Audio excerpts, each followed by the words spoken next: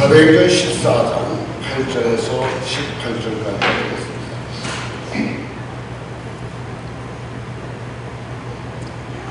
루스드라에 발을 쓰지 못하는 한 사람이 앉아있는데 나면서 걷지 못하게 되어 걸어본 적이 없는 자라.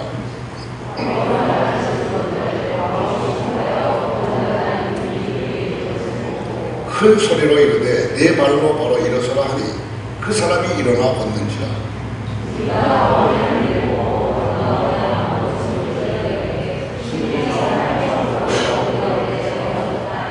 바나바는 제우스라 하고 바울은 그 중에 말하는 자이므로 헤르메스라 하더라.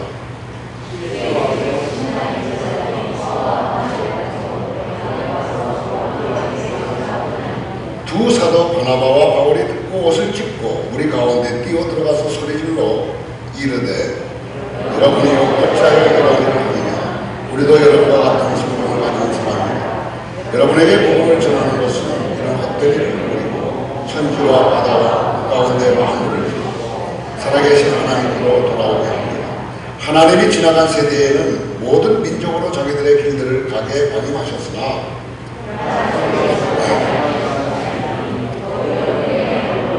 내리시며 결실기를 주시는 하나님은 음식과 죽음으로 여러분의 마음을 만족하게 하십니다. 이렇게 말하여 겨우 우리를 말려 자기들에게 제사를 받게 하니라. 아멘. 여러분들 금년이 시작되었습니다. 새해 복 많이 받으시기 바라고요. 언제나 행복하십시오. 엑소로드 인사들 하실 때에 금년에는 꼭 주님의 음성을 들으십시오. 축복하시면서 앉으시기 바랍니다.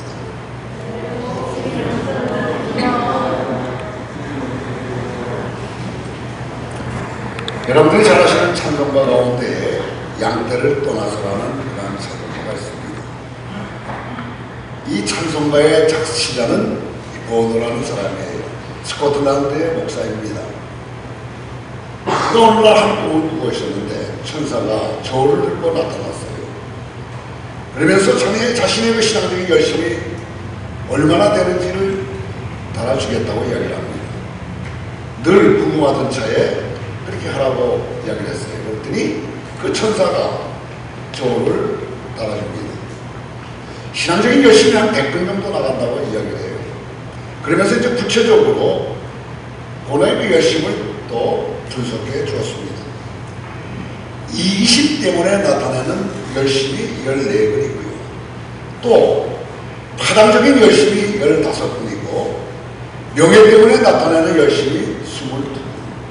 또 사람을 사랑하는 그러한 열심을 재어보니까 23분이고 하나님의 영광을 위해서 낸 열심이 26분이라고 했습니다.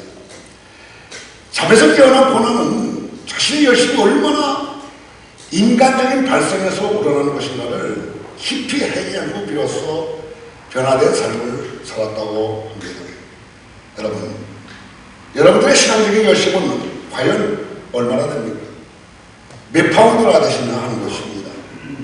그리고 그 열심 중에서 과연 진정 하나님만을 사랑하는 그런 열심은 몇 파운드나 되는가 점검해 보시기 바랍니다.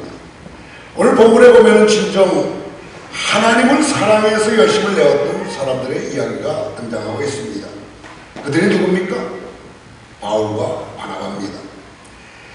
그들은 이거니온에서 복음을 증거하다가 핍박으로 인해서 그것을 도망 나옵니다. 그래서 그것을 피해서 그 옆 지역인 루기오라의 두 성인 루스드라와 도베로 가게 됩니다. 그리고 루스드라와 도베에서도 그들은 열정을 가지고 복음 증거하는 데 열심을 내었어요. 열심을 내어서 복음을 증거하더라도 그들에게 오는 것은 멸시와 핍박뿐이었습니다. 그러고도 불구하고 그들은 계속해서 열심을 끊치지 않았어요. 계속해서 복음을 증거하는 일을 했습니다.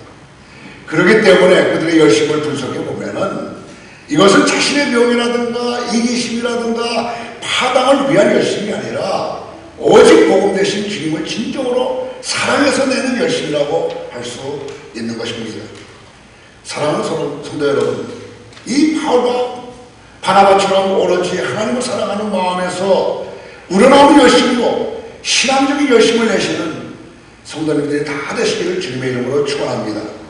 8절 말씀을 같이 읽도록 하겠습니다. 8절에서 10절까지입니다.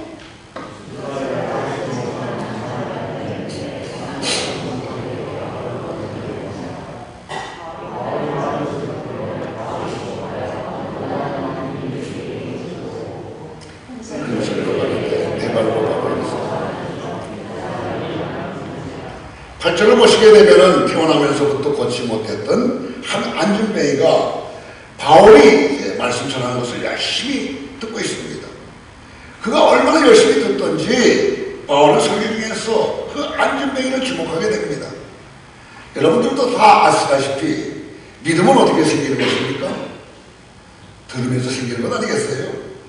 그러고는 바울이 자신이 전하는 복음을 하나도 빠짐없이 진심으로 경청하여 들었던 안진뱅이를 보고는 그에게 구원받을 만한 믿음이 있다는 것을 단번에 알 수 있었을 것입니다. 여러분, 이게 단에 서서 말씀을 전하다 보면 안 보는 것 같지만 누가 딴전 부리고 누가 열심히 듣는 거 다 보이거든요. 근데 열심히 그 바울의 설교의 말씀을 듣고 있는 그 모습을 바울이 발견하지 않을 수가 없었을 거예요. 그래서 그 마음속에 이런 생각을 합니다. 아, 구원을 받을 만한 그런 믿음이 있구나. 그래서 이제 이 바울이 그 안진뱅이에게 일어나서 걸으라고 이야기를 하는 거예요. 그때 안진뱅이는 자신의 발로 일어설 뿐만 아니라 뛰어 걷게 되었다 그랬습니다. 즉 안진뱅이의 믿음은 바울이 확신했던 것보다 더 컸던 거예요. 그래서 안진뱅이 일어서서 걷는 것을 넘어서서 뛰어 걸을 수 있었던 것입니다. 복음주의 계열에서 가장 영향력 있는 작가라고 할 수 있는 필립 얀시라는 분이 계십니다. 근데 이분이 이렇게 이야기했어요. 하나님의 능력에 대해서 말씀하시면서 하나님의 능력은 믿음의 부족 앞에서는 불구가 될 뿐이다, 이렇게 이야기를 했습니다. 무슨 말씀입니까? 하나님의 아들이신 예수님조차도 믿음 없는 자들에게는 기적을 베푸시지 못했다는 것입니다.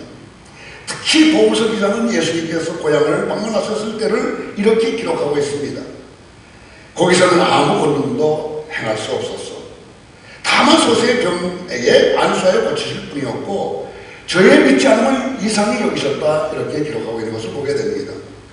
이렇듯 이 믿음이라는 것은 하나님의 능력을 실제화시키는 중요한 역할을 한다는 것입니다. 여러분, 그래서 우리가 히브리서를 통해서 믿음이 무엇인가 하는 것을 묵상하고 있지 않습니까? 11장에서 믿음이 어떤 것인가를 정의한 후에 믿음의 선진들의 그 내용들을 쭉 열거하고 있지 않습니까? 여러분, 믿음으로 이 믿음이라는 것은 하나님의 능력을 실제화시키는 가장 큰 요소라는 것을 꼭 기억하시게 되길 바랍니다. 이것은 마치 무엇과 같으냐 하면 물탱고에 물이 가득 차 있지만 수도꼭지를 열지 않아서 물 한 방울 얻지 못하는 것과 동일한 원리인 것입니다. 수도꼭지를 열지 않게 된다면 물탱고에 그 가득한 물을 얻을 수 없는 것처럼 믿지 못하게 되면 하나님의 무궁한 권능을 결코 여러분들이 경험할 수가 없다는 거예요. 그러므로 축원합니다. 사랑하는 여러분, 주님의 은혜로 주시는 믿음으로 강건하여서 하나님의 그 무궁한 그 권능을 다 경험하시면서 금년 한 해 동안 신바람 나게 살아갈 수 있게 되기를 주님의 이름으로 축원합니다. 하나님의 권능과 안진뱅이의 믿음이 만나가지고 안진뱅이가 뛰어걷는 기적이 일어나자 이 누스드라성은 한바탕 큰 소동이 일어났어요. 여러분, 이러한 소동이 일어났다는 것은 당연한 것 아니겠어요? 태어나서부터 안진뱅이인데 그 한마디의 명령을 인해가지고 벌떡 일어나서 뛰어서 걸었으니 얼마나 놀랐겠습니까? 그래서 온통 그 누스드라성은 소동이 일어나게 된 것입니다. 이 진정한 예수를 믿게 되는 그 기적이 매개체가 되는 것이 아니라 그렇게 되다 보니까 바울과 이 바나바가 대단한 존재로 부각이 되는 거예요.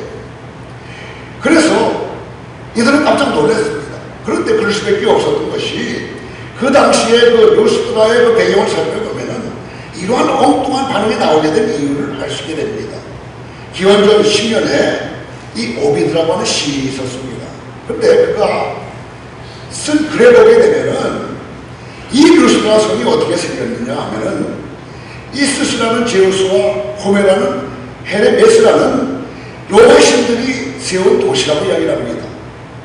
그래서 언젠가 이 제우스와 헤르메스가 그 성에 오게 된다고 이렇게 이야기를 하면서 놀라운 역사를 일으킬 것이라고 그러한 그 전설이 내려오게 되어 있는 거예요. 물론 그 당시에 루스드라 거기에는 제우스 신당이 있긴 했습니다. 종교적 상황이 이렇게 이러하기 때문에 지금 바울과 바나바가 한 능력을 나타내지 않았습니까? 그러니까 그들이 생각할 때에는 이 제우스와 헤르메스라는 신이 와가지고 놀라운 역사를 일으켰다고 이렇게 생각하는 것 당연한 것 아니겠어요? 그래서 소동이 일어났던 것입니다.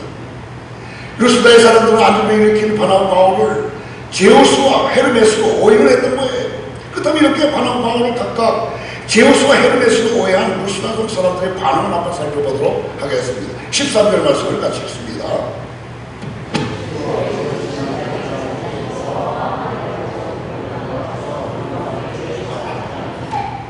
일단 바나바 바울을 제우스와 헤르메스 신으로 오해한 그들은 자신들의 종교 의식대로 제우스 신당의 제사장을 동원해서 소와 화관을 가지고 바울과 바나바가 있는 집 앞에 와서는 제단을 쌓고 그들에게 제사를 하려고 했습니다.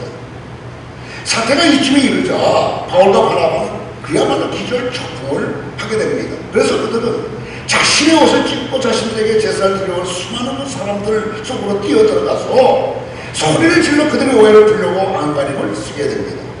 그러면서 그들이 처음 루스다 사람들에게 한 말이 무엇입니까? 15절 말씀을 같이 보도록 하겠습니다.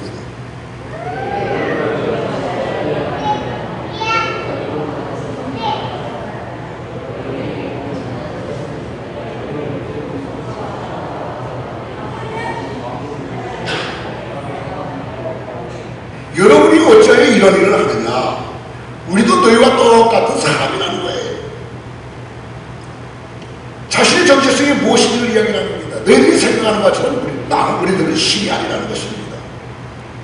우리의 정체성은 너희와 똑같은 사람이고 우리는 사명을 가지고서 여기 왔다는 거예요. 그러면서 이제 바울과 바나바 그들이 이렇게 이야기하니까 이들의 반응을 통해서 그들은 어떻게 하겠습니까? 또 제사 드리려고 왔던 것을 중지하지 않았겠어요? 여러분, 이러한 커다란 교훈을 우리는 여기서 이러한 사건을 통해서 우리 커다란 교훈을 얻게 될 수가 있는 것입니다. 그것은 뭐예요? 바로 그들이 어떤 순간에서도 하나님의 영광을 가르치지 않았다는 거예요. 여러분, 그렇게 놀라운 이적을 베풀었을 때에 당신은 신들과 같아 이럴 때 가만히 있을 수도 있지 않겠습니까? 그러나 그들은 그것을 자기의 영광으로 삼지 않고 반응을 보였다는 것입니다. 하나님의 영광으로 관해서 우리는 두 가지 죄를 범할 수가 있어요. 이걸 언제나 우리는 조심해야 됩니다. 적기적인 또 소극적인 이런 의미에서 마땅히 하나님께 돌아가야 될 영광을 우리가 가르칠 때가 너무나 많이 있는 것입니다. 여러분, 마땅히 하나님이 영광을 받으실 거예요. 그런데 마치 자기가 한 것처럼 가르치는 그런 경우들이 있는데 큰 것뿐만 아니라 작은 것에서도 그럴 수가 있다는 것입니다. 그런데 이렇게 하나님께 대한 그 영광과 관련된 범죄는요, 가만히 살펴보면 이것이 어떻게 돼서 나타나게 되느냐. 그것은 인간 내면의 깊숙이 자리 잡고 있는 교만과 관련이 있다는 것을 우리는 알게 됩니다. 여러분, 교만이 무엇입니까? 히브리 말로 히브리스라이지 않습니까? 그런데 기독교 스승들의 가르침에 따르면 이 교만이라는 것은 가장 핵심적인 악이라고 이야기를 합니다. 그리고 궁극적인 악이라고까지 이야기를 해요. 왜냐할 것 같으면 악마는 바로 이 교만 때문에 악마가 되었기 때문인 것입니다. 그래서 교만은 온갖 다른 악으로 이어지게 되어 있습니다. 기독교 대문호 C.S. 루이스는 이렇게 이야기를 합니다. 교만은 하나님께 전적으로 맞서는 마음 상태라고 규정을 지었습니다. 그리고 교만은 본질적으로 경쟁적이라고 이야기했습니다. 그러므로 이러한 교만에 관한 것을 하나님의 영광과 관련해서 좋다고 한다면 교만한 인간은 의식하든지 않든 간에 하나님을 경쟁 상대로 시작해서 지목해가지고 하나님께 영광을 돌린 대신 자신의 영광을 받으려 하고 마땅히 하나님께 돌아가야 할 영광을 가로채게 되는 것입니다. 실로 교만이라는 것은 대단한 대역죄가 아닐 수가 없는 것입니다. 그렇기 때문에 우리는 언제나 교만에 대해서 민감해야 될 것입니다. 혹시 부지불식간에 교만한 죄를 저지르지 않은지를 늘 또한 깨워서 살펴보아야 하는 것입니다. 그리고 날마다 결단해야 할 것입니다. 나는 결코 하나님의 영광을 가르치지 않겠다. 나는 항상 하나님께 영광을 돌려드리겠다고 이렇게 생각하면서 그런 행동을 취해야 되는 것입니다. 사랑하는 성도 여러분, 날마다 자신의 그 교만을 떨쳐버리고 마땅히 하나님께 영광 돌려야 될 것을 항상 돌릴 수 있게 되기를 바랍니다. 그리고 절대로 하나님의 영광을 가로채지 않겠다고 결단하시면서 그렇게 될 수 있게 되기를 간절히 바랍니다. 그런데 교만으로 인해서 하나님의 영광을 돌려드리지 않거나 하나님께 영광을 하나님의 영광을 가로채는 그 일은 대부분 삶이 잘 풀리고 모든 것이 순조롭게 잘 진행되어 갈 때 일어나는 것은 아니라는 것을 알 수가 있어요. 여러분, 그도 그럴 것이 아니겠습니까? 문제투성이고 고통의 연속선상에 살아가는 사람들은 힘겨운 삶의 무게로 인해서 스스로 교만에 빠질 여력이 없습니다. 교만은 모든 것이 순조롭게 진행되어 갈 때의 그것의 이유가 자신이 잘나서 그런 것이라고 착각하기 시작하면서 성큼성큼 자리를 잡는 것입니다. 오랜 세월 이렇게 주님을 섬기면서 또 목회하다 보니까요, 또 많은 사람들을 상대하다 보니까 하나의 어떤 그 특징 같은 것을 발견하게 됩니다. 그런데 그 많은 그 성도님들 가운데에서 핍박받고 고통받고 어려운 상황 속에서 영적으로 와르르 무너지는 사람들을 별로 보지 못했다는 거예요. 오히려 어려운 상황에 있는 성도님일수록 더 신앙이 단단해지고요, 감사하는 살려고 그렇게 노력하는 것을 보게 됩니다. 자, 그런데 가만히 보세요. 오히려 잘 나가는 사람들을 보게 되면 자기가 잘나서 있는 것처럼 착각을 하면서 괜히 목에 힘을 주면서 사람들을 이렇게 밑으로 내려다보는 그런 사람들이 종종 눈에 띄는 것을 보게 됩니다. 이런 그 시작이 이 교만의 시초가 되었기 때문에 그런 사람들이 잘못된 길로 갈 수 있는 확률이 굉장히 많다는 것입니다. 여러분, 기도하지 않고 목소리만 크게 내면서 잘 나가는 사람들, 여러분들은 언제나 조심해야 될 줄로 압니다. 그리고 교회에 어떤 문제가 있으면 자기가 뭔가 된 것처럼 말이지 자기오지 움직이려고 하고 큰 소리 치면서 이건 잘못됐다, 저것은 어떻다, 이렇게 사람들을 선동하면서 나아가는 그러한 경우들도 종종 있는 것을 보게 됩니다. 이걸 몰이하게 하는 거죠. 마치 자기가 하나님이 된 것처럼 착각하는 것입니다. 그런 분명한 것이 있어요. 그것은 다른 것이 아니에요. 그런 교만한 자들과 하나님은 가까이 하지 않는다는 거예요. 하나님은 언제나 낮은 사람, 겸손한 자의 편이라는 사실을 우리는 꼭 기억해야 될 줄로 압니다. 자신이 하나님이면 하나님의 영광을 가르치는 사람과는 절대로 하나님께서 함께하지 않으신다는 사실을 꼭 기억해야 될 줄로 압니다. 그래서 그런 이야기도 있지 않습니까? 잠들 때 조심하라고. 여러분, 잘못된 사람들, 밑바닥으로 내려간 사람들은 더 이상 내려갈 것이 없기 때문에 그들에게는 올라갈 일밖에 없는 거예요. 그런데 그런 사람을 조금 전에도 말씀드렸지만 언제나 겸손하지 않습니다. 반드시 그런 사람은 하나님을 쓰시게 되어 있습니다.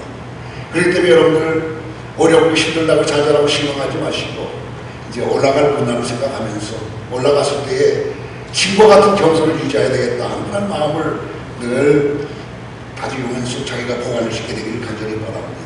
그리고 잘된 사람들은 언제나 더 겸손해서 더 잘 될 수 있는 길을 여러 집사하고 무릎 꿇고 기도하면서 그런 길로 달려나가야 될 줄 압니다. 우리가 사도행전을 통해서 헤롯이라는 왕을 살펴본 적이 있지 않았습니까? 헤롯 안디바, 그가 어떻게 죽었어요? 그는 잘못된 죽음을 당하지 않았습니까? 벌레에 물려 죽었지요. 여러분, 가만히 생각해 보세요. 헤롯 안디바가 어떻게 죽어갔습니까? 무엇 때문에 죽었어요? 그가 믿음의 사람들을 핍박했습니까? 아니면 그는 음란하고 방탕해서 그렇게 죽었습니까? 이것도 저것도 아니고 그가 죽은 이유는 단 한 가지 아니겠어요? 안디바는 어떻게 했습니까? 마땅히 하나님께서 영광을 받으실 것을 자기가 가르치지 않았습니까? 백성들이 당신은 신 같아요. 그러니까 신처럼 행세하다가 충에 맞아서 먹히지 않았냐는 것입니다. 이거 뭘 이야기해요? 하나님의 영광을 가르쳤기 때문에 너무나도 지명자가 죄를 범했기 때문에 그걸 죽을 수밖에 없었던 것입니다. 여러분, 하지만 우리의 모습을 정직하게 바라볼 수 있게 되기를 바랍니다. 우리는 얼마나 하나님의 영광을 가르치며 살아가고 있는가 하는 것이죠. 가진 것이 좀 있다고 다복하고 칭찬하는 소리에 그저 즐거워하며 타고난 생김새도 잘났다고 칭찬하는 소리에 그저 들뜨고 머리가 좋다고 칭찬하는 소리에 그저 우쭐대는 우리의 모습은 마땅히 하나님께 감사와 찬송과 영광을 돌리지 않고 하나님의 영광을 가르치는 모습이라고 할 수 있는 것입니다. 다시 한번 생각해 보세요. 당신은 돈 많이 받았어. 그럼 즐거워하잖아요. 그렇게 될 수 있었던 것은 누구 때문이겠어요? 그거 다 하나님의 은혜 아니겠습니까? 다 하나님께 도와주셔서 그렇죠. 겸손하게 하나님께 영광을 돌려야 되는데 괜히 우습대면서 즐거워하는 사람도 있잖아요. 그리고 또 참 못난 사람들이 자기 얼굴 잘났다고 으스대는 그런 사람들이 있어요. 여러분, 자기가 얼굴 잘나가지고요, 그렇게 내 얼굴이 잘났습니다 그런 사람을 가만히 보세요. 자기 스스로 자기 얼굴이 그렇게 잘생기게 태어나느냐 하는 것입니다. 부모님 잘 만나가지고 좋은 얼굴을 가지고 이 땅에 태어났을 것 같으면은 여러분 겸손해야 될 거 아니겠어요? 그래서 여러분들 가운데에서 얼굴 잘생겼다고 자랑을 드리는 바랍니다. 세상에서 제일 못난 사람이에요. 물론 성형 수술을 잘해가지고 이렇게 못생긴 얼굴이 이렇게 잘생겨졌습니다. 자랑할 수 있을 거예요. 왜 그러냐면 성형 수술 좋은 데서 했기 때문에. 그러나 태어나면서도 잘생긴 사람들은요, 언제나 겸손해야 됩니다. 저는 언제나 사진 찍을 때마다 제 얼굴이 좀 크잖아요. 그래서 얼굴 작은 사람 옆에 이렇게 서 있습니다. 왜 그런지 아세요? 근데 옆에 사람이 좋아할 것 같아서. 여러분, 이렇게 하나님께 영광을 돌리려고 사람들 기쁘게 해야지. 나 잘생겼다고 어떤 사람도 제일 못생긴 사람 옆에 그럼 자기 얼굴이 더 드러날 것 같으니까. 여러분, 이게 다 잘못됐다는 것입니다.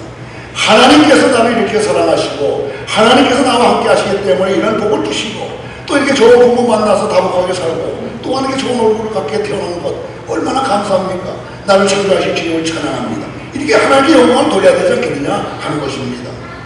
여러분, 크든 작든지 간에 하나님의 영광을 가로채지 마시기 바랍니다.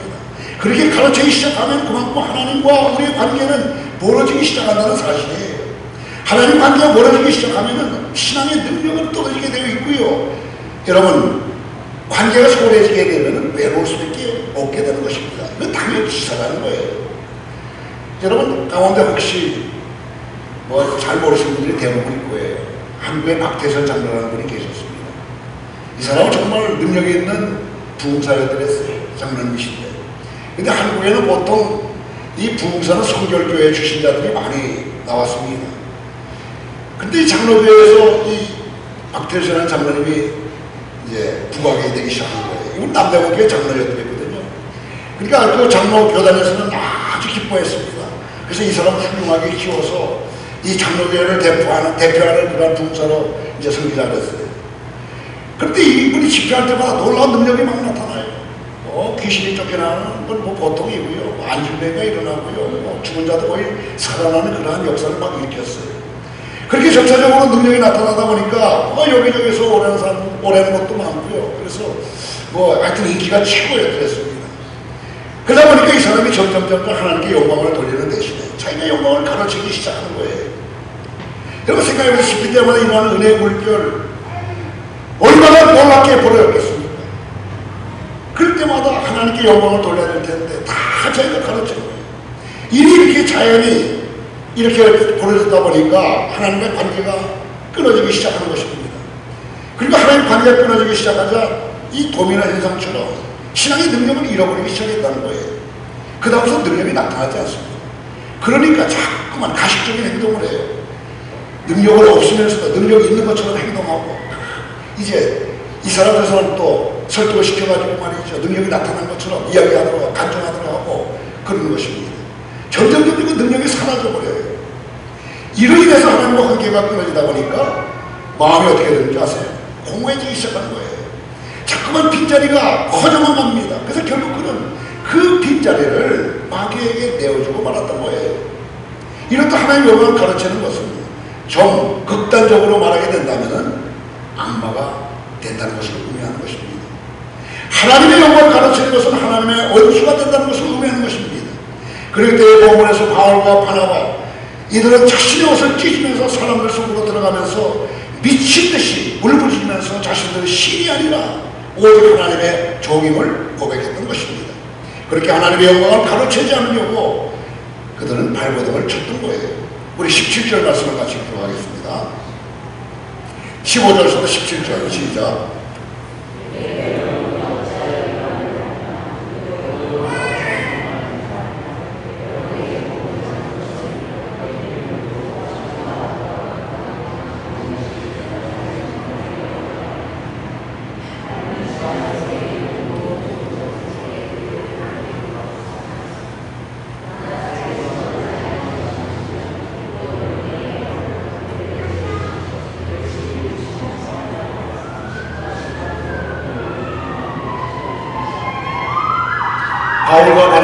자신을 찾아온 사람들에게 그들에게서 하나님의 영광을 가르치지 않기 위해서 어떻게 했다고요? 오직 살아계신 하나님을 증거하기 시작했어요. 순간 루스라 사람들은 당황했을 것입니다. 자신들이 신을 알고 있는 사람들이 옷을 찢으며 자신들은 신이 아니고 참신은 오직 하나님뿐이라고 전해서 얼마나 놀랍겠어요. 이러한 바울과 이 바나바의 그 교훈을 따라서 우리는 치명적인 범죄에 하나님의 영광을 가르치지 않는 방법을 하나 얻게 되는 것입니다. 그것은 바로 언제 어느 때나 살아계신 하나님을 전하는 일에 열심을 내는 것입니다. 우주 만물을 창조하신 분은 하나님이십니다. 그분이 우리를 구원하셨습니다. 우리를 위해서 죽으셨습니다. 이것을 전하게 된다고 한다면 자기 자신이 신이 아니라는 것을 고백하는 것이 된다는 것입니다. 여러분, 살아계신 하나님을 열심히 전하는 일에 우리가 다 헌신해야 될 줄 압니다. 이렇게 계속 하게 된다면 우리는 교만해지지 않을 수가 있는 거예요. 그러므로 다시 한번 축원합니다. 사랑하는 여러분, 오직 살아계신 하나님을 전하는 일에 열심을 내어서 하나님의 영광을 가르치는 것이 아니라 오직 하나님께 영광을 돌려드리는 주님의 거룩한 자녀들이 다 되시기를 주님의 이름으로 축원합니다. 사랑하는 성도 여러분, 우리 삶 가운데 있는 모든 선하고 아름다운 것은 하나님께 영광을 돌리려고 주어진 것들입니다. 매일매일 모든 사람에게 똑같이 주어지는 시간 참으로 아름다운 것입니다. 그러므로 우리는 시간을 가지고 시간을 주신 하나님께 영광을 돌려야 할 것입니다. 우리에게 어떤 특별한 능력이나 물질적인 부여를 그리고 특별한 지식과 권력이 있다면 우리는 그것을 가지고 그것을 주신 하나님께 영광을 돌려드려야 하는 것입니다. 나는 가진 것이 별로 없고 특별한 능력도 없고 배우는 것도 별로 없는 사람이라서 별로 하나님께 영광을 돌릴 것이 없다고 생각하시는 분들이 혹시 계실런지 모릅니다. 그러나 그렇지 않은 거예요. 여러분 자신 한번 돌아보세요. 자신 누굽니까? 비록 내 자신 부족하고 내 자신 가진 것은 없다 하더라도 예수 믿는 모든 사람들은 다 하나님의 자녀 아니겠어요? 여러분 잘났든 못났든 간에 여러분들 하나님의 자녀라는 사실을 언제나 기억하셔야 될 것입니다. 나를 존귀한 대로 만들어 주셨으니 내 자신으로 인하여서 하나님께 영광을 돌려드려야 하지 않겠습니까? 하는 그러한 반문을 가지시면서 하나님께 영광을 돌릴 수 있게 되기를 바랍니다. 우리는 어떤 처지에 있든지 어떤 상황이 있든지 하나님께 영광을 돌려드릴 수가 있는 것입니다. 마땅히 그럴 마음만 있다면 말입니다. 우리의 마음 먹기에 달렸다는 거예요. 에이지 크롤이라는 사람이 있어요. 이 사람은 머리가 참 좋았는데 가난한 집에 태어났습니다. 근데 그는 나중에 의사였고 또 소설가가 되었습니다. 뭐 천국의 열쇠라는 그런 책도 쓴 아주 유명한 사람이에요. 근데 너무나 가난했지만 머리가 좋아가지고 의과대학에 가서 공부를 했어요. 공부하면서도 언제나 이 사람의 마음속에는 내가 의사가 되어가지고 정말 이 세상을 행복하게 잘 살아보겠다고 늘 다짐했습니다. 근데 여러분 의과 공부하기 위해서는 빚을 많이 져야 되지 않겠어요? 그래서 언제나 이 마음속에는 빨리 졸업을 하고 병원을 오픈해서 돈을 다 갚고 남은 여생 7-8개월 지내겠다고 그렇게 생각하면서 나아갔습니다. 3년이 지났습니다. 근데 깜짝 놀랐어요. 오히려 빚이 더 많아졌습니다. 그리고 병원에서 수시로 사건들이 벌어지는 거예요. 멀쩡한 사람이 죽어나가니까 자빠집니다. 우리는 어떡하겠어요? 병원에 사람이 죽었다. 그 좋은 현상 아니지 않겠습니까? 그래서 계속해서 마음의 괴롭만 생기고요. 야, 왜 이런 일이 생길까? 참 안타까웠어요.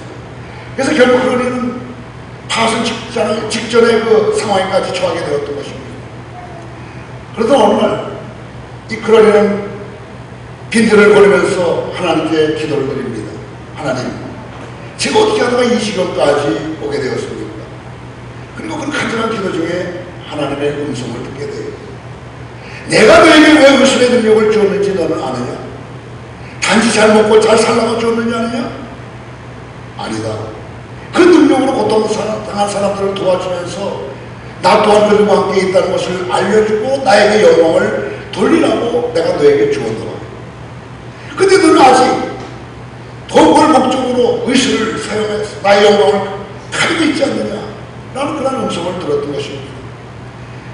순간 크로니는 울면서 자복했고 이후로 그는 물질이 아닌 오직 하나님께 영광을 드릴 목적으로 의술을 행했고 결과적으로 환자가 많아져서 나중에는 돈도 많이 벌어 그 돈으로 성경공부를 많이 했다는 그런 이야기입니다. 여러분, 혹시 하나님의 영광을 가르치지 않습니까?